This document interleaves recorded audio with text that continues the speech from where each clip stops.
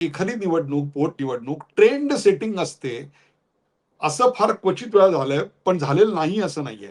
तसं आपल्याकडे अनेकदा झालेलं आहे. उदाहरण तुम्हाला मी देतो.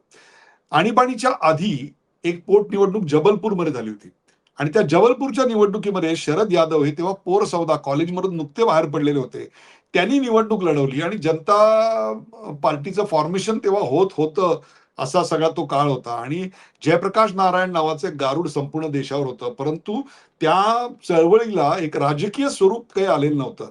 त्याचं राजकीय स्वरूप येऊ शकतं असा कॉन्फिडन्स कुठे मिळाला असेल, तर जबलपूरला शरद यादव दणकून निवडून आले. अगदी पोरसोरा कॉलेजमधनं बाहेर पडले आणि निवडणुकीला उभे राहिले आणि निवडून आले आणि त्यांच्या पराभवाकरता जंग पछाडलेलं होतं इंदिराजींनी, पण तरी देखील ते निवडून आले. तसंच इंदिराजींच्या निधनानंतर 1984 साली जी सहानुभूतीची लाट आली, त्याच्यात आणखीन एक निवडून आले होते ते म्हणजे त्यावेळेचे स्टार म्हणजे आत्ताचे स्टार मेगा स्टार असलेले अमिताभ बच्चन. अमिताभ बच्चन अलाहाबादमधनं निवडून आले, ज्याचं आत्ता नाव प्रयागराज आहे. तिथे मग पुढे बोफोर्सचे काही घोटाळे झाले आपल्या सगळ्यांना माहिती आहे आणि मग अमिताभ बच्चन यांना राजीनामा द्यायला लागला. त्या पोटनिवडणुकीमध्ये विश्वनाथ प्रताप सिंग यांनी काँग्रेसचा राजीनामा दिला होता. त्यांनी राजीव गांधी यांच्या विरोधात दंड थोपटलेले होते आणि जनमोर्चाची स्थापना होत होती.